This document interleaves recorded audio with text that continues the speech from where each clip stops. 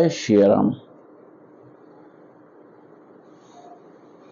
जानकी लघु भगनी सकल सुंदर शिरोमणि जानिकै सो तनय दीन्ही ब्याहि लखनहि सकल विधि सन्मानइ के। जहि नाम श्रुत कीरति सुलोचन सुमुख सब गुण आगरी सो दई रिपुसूदनहि भूपति सूपशील उजागरी।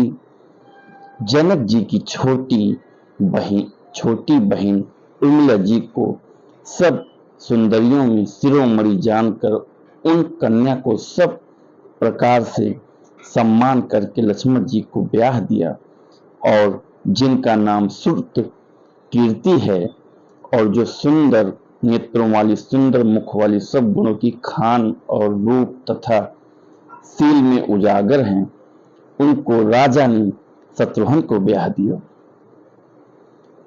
अनुरूप बर दुलहिन परस्पर लखि सकुच ही हर सही सब मुदित सुंदरता सराहें सुमन सुरगन बरसही। सुंदरी सुंदर बरन सा सब एक मंडप राजही जनु जीव उचार्यु अवस्था विभुन सहित विराजही।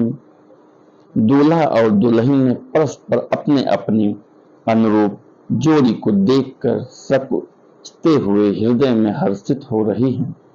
सब लोग प्रसन्न होकर उनकी सुंदरता की सराहना करते हैं और देवगण फूल बरसा रहे हैं।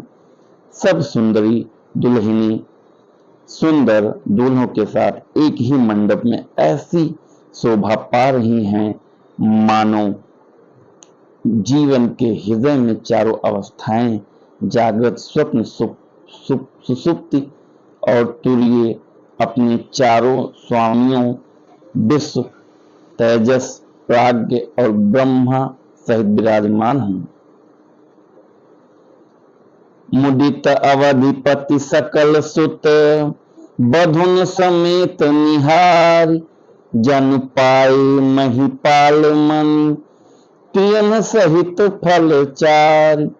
सब पुत्रों को बहुओं सहित देखकर अवध नरेश दशरथ जी ऐसे आनंदित हैं मानो वे राजाओं के शिरोमणि क्रियाओं, यज्ञ क्रिया, श्रद्धा क्रिया, योग क्रिया और ज्ञान क्रिया सहित चारों फल, अर्थ, धर्म, काम और मोक्ष पा गए हों।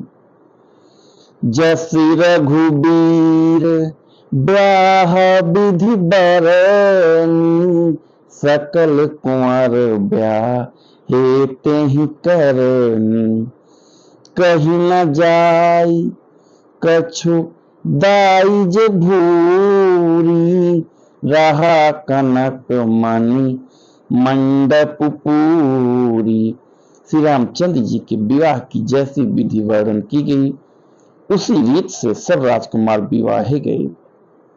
दहेज की अधिकता कुछ कहीं नहीं जाती, सारा मंडप सोने और मणियों से भर गया। कंबल बसन विचित्र पटोरे भांति भांति बहु मोल न थोरे। गजरथ तुरग दास अरुदासी धेनु अलंकृत काम दुहासी।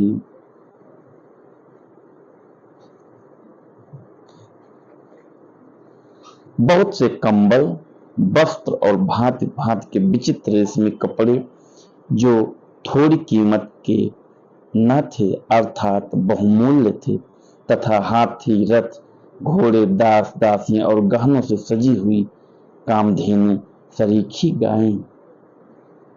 जय श्री राम।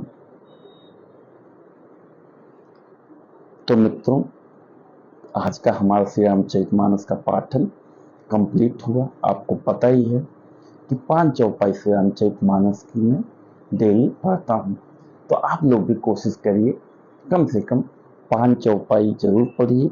आप खुद भी पढ़ें, अपने बच्चों को प्रेरित करिए, उनके साथ पढ़ने आप खुद बैठिए, अपने पड़ोसियों को प्रेरित करिए। मित्रों, 5 चौपाई श्री रामचरितमानस की पढ़ना बहुत जरूरी है। आप जब डेली पढ़ते हैं श्री रामचरितमानस तो आप कुछ न कुछ डेली सीखते हैं। श्री रामचरितमानस एक समुद्र है, आप इसमें जब भी गोता लगाएंगे कोई न कोई मोती आपको जरूर मिलेगा और डेली मिलेगा।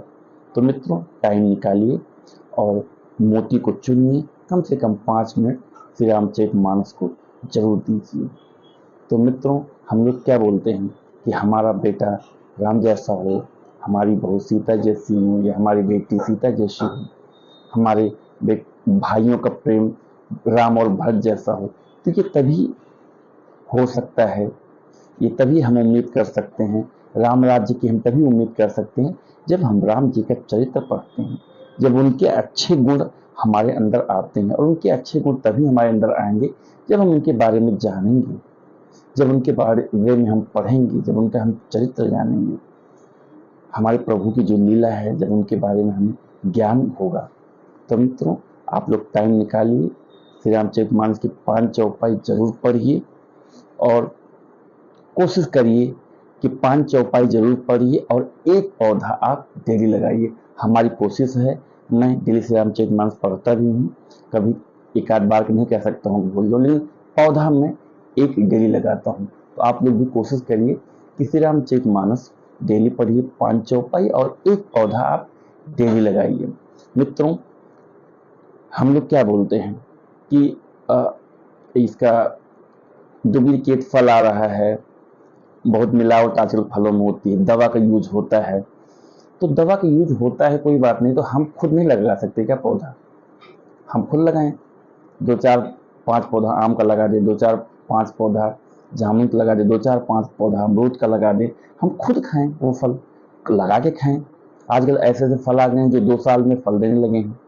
तो हमारा ये कर्तव्य है कि हम खुद भी पौधा लगा सकते हैं, मिलावट की चीज़ों से बच सकते हैं। तो मित्रों आज का हमारा श्री रामचरितमानस का पाठन आपको कैसा लगा? अच्छा लगा हुआ हो तो हमारे इस चैनल को लाइक और सब्सक्राइब करें, शेयर करें। क्या आपके प्रयास से 2-4 सनातन प्रेमी और जुड़े। जय श्री राम।